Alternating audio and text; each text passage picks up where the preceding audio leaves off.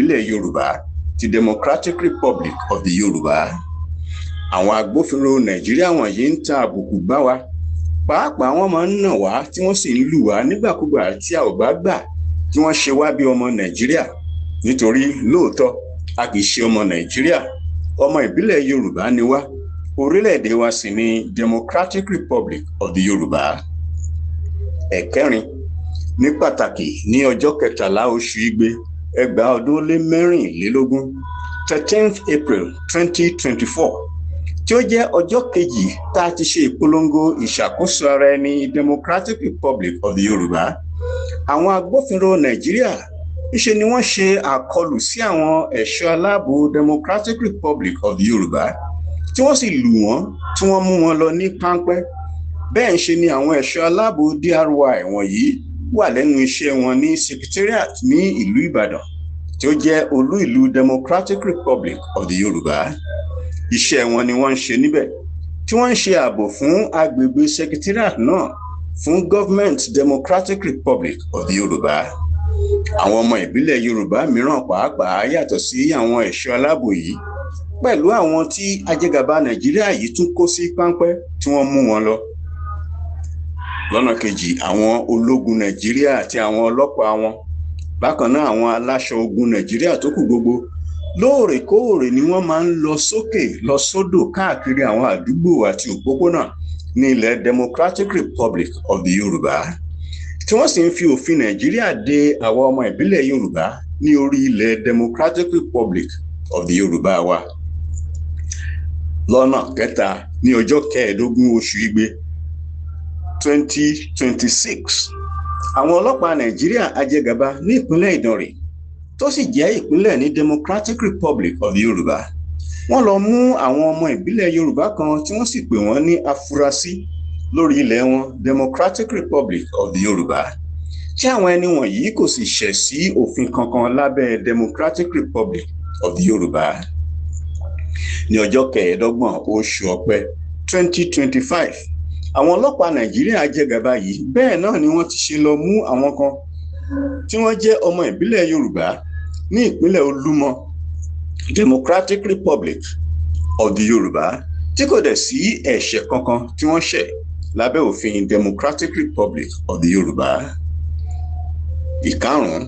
ìjínigbé ń ṣẹlẹ̀ láti ìgbàdégbà ní ilẹ̀ Democratic Republic of the Yorùbá tí Government Democratic Republic of the Yorùbá kò dẹ̀ rí àyè láti ṣe ohunkóhun nípa rẹ̀ látàrí pé àwọn government ajẹgàba Nàìjíríà yìí, àwọn ni wọ́n fi ipá àti agídí di ohun agbára gbogbo mú ní ilẹ̀ Democratic Republic of the Yorùbá, tí wọn ò jẹ́ kí Government Democratic Republic of the Yorùbá gangan lábẹ́ ìdarí ọlọ́lá jùlọ Modúpẹ́ Onítìrí Abíọ́lá Múà, tí wọn ò jẹ́ kán rí ààyè láti gbé ìgbésẹ̀ tààràtà tó péye fún ààbò gbogbo ilẹ̀ Democratic Republic of the Yorùbá. Ìkẹfà, lábẹ́ àkóso àìbófinmu àwọn gọ́ọ̀mẹ̀ntì ajẹgàba Nàìjíríà yìí, níṣe ni wọ́n ń wakùsà àwọn ohun àmúṣọrọ̀ wa ní ilẹ̀ àjogúnbá àwọn ọmọ ìbílẹ̀ Yorùbá ti Democratic Republic of the Yorùbá, tí ojúlówó gọ́ọ̀mẹ̀ntì DRY gangan kò ní àyè láti ṣe àkóso ilẹ̀ DRY. Nítorí èyí, ọmọ ìbílẹ̀ Yorùbá ti Democratic Republic of the Yorùbá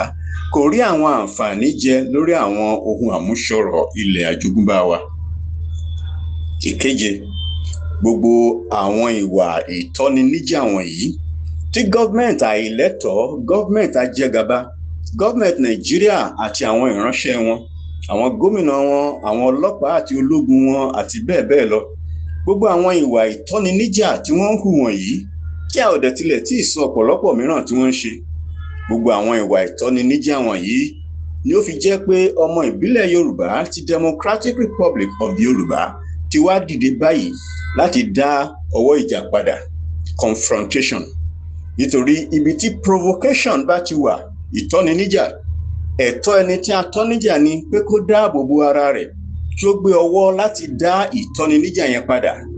Ìyẹn ni pé kó gbé confrontation pàdé provocation yẹn, kí ìyà kó má máa jẹ́ lọ títí láéláé.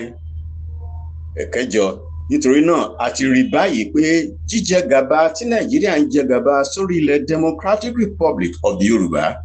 ló ń jẹ́ kí àwọn ìránṣẹ́ Nàìjíríà wọ̀nyí máa ṣe àwọn ohun ìtọ́niníjà tí Nàìjíríà ń ṣe lòdì sí àwa ọmọ ìbílẹ̀ Yorùbá ti Democratic Republic of the Yorùbá ní orí ilẹ̀ tó jẹ́ tiwa nìkan. Àwa ọmọ ìbílẹ̀ Yorùbá ti Democratic Republic of the Yorùbá IYP of DRY nísìnyí a ti wá pinnu tí ìpinnu wa sì jẹ́ lórí ẹ̀tọ́ wa. A ti wá pinnu báyìí láti dá ọwọ́ ìtọ́niníjà Nàìjíríà padà. A ti pinnu láti gbé confrontation bá àjẹgàba gọ́ọ̀mẹ̀ntì Nàìjíríà